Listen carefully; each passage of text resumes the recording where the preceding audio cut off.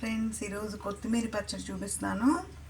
జీలకర్ర, శనగపప్పు, మినప్పప్పు, ఎండిమిరపకాయలు, ధనియాలు కలిపేసి సిమ్లో రోస్ట్గా ఫ్రై చేస్తాము.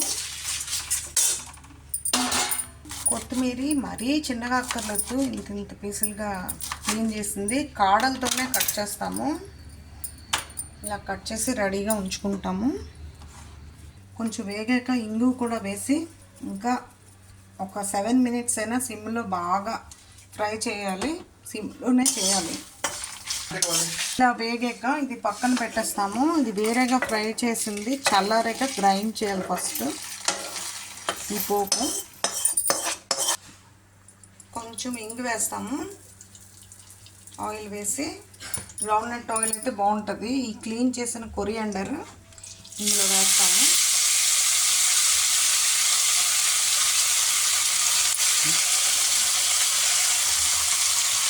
కొంచెం చింతపండు, క్యాన్బెండ్, కొంచెం చింతపండు కూడా వేస్తాము.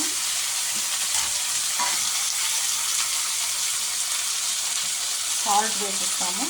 వేసి ఒక ఫ్యూ మినిట్స్ ఫ్రై చేశాక ఫస్ట్ ఇది వేరేగా గ్రైండ్ చేయాలి. ఫ్రై చేస్తాం. బెల్లం కానీ షుగర్ కానీ ఇష్టమైతే వేసుకోవచ్చు. నేనైతే ఇక్కడ వేసాను బెల్లం. పోపు ఉంది కదా ఫ్రెండ్స్, ఫస్ట్ ఇది వేపేస్తాము. వేపింది పౌడర్ చేయాలి.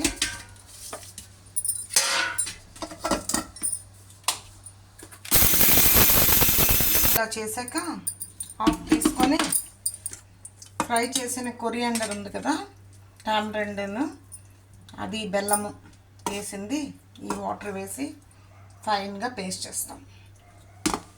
ఇలా చేసిన పేస్ట్ ఎయిర్ టైట్ బౌల్లో వేయాలి.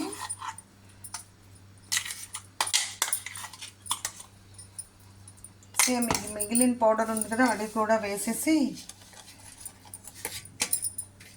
ఈ కొత్తిమీర కూడా వేసేస్తాము. వేసి ఫైన్గా గ్రైండ్ చేసేస్తాము. ఫస్ట్ ఆయిల్ వేసి మస్టర్డ్ వేస్తాము. మస్టర్డ్ చిట్పట్లాడాక మిగిలిన శనగపప్పు అన్నీ వేసి పోపు వేస్తాము. సోంపు వేసాము, మినప్పప్పు, జీలకర్ర, కొంచెం శనగపప్పు,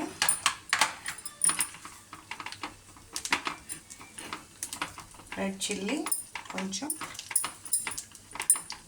ఇంగు కొంచెం,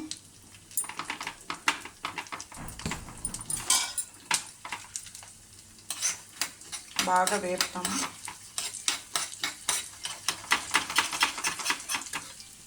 కూడా వేసేస్తాము.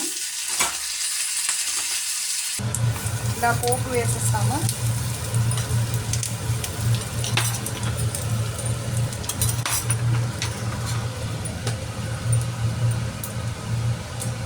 వేసి లెమన్ కూడా కొంచెం పెడతాము. ఇది కొత్తిమీర లెమన్ చట్నీ, లెమన్ కూడా పెడతాము. కొత్తిమీర లెమన్ చట్నీ రెడీ. ఇది రైస్తోని అన్నిటితోని బాగానే ఉంటుంది. టిఫిన్స్తో కూడా బాగుంటుంది. ఇడ్లీ, దోశతోని ఇలా వచ్చింది ఫ్రెండ్స్. మీరు కూడా ట్రై చేయండి మీ ఇంట్లో.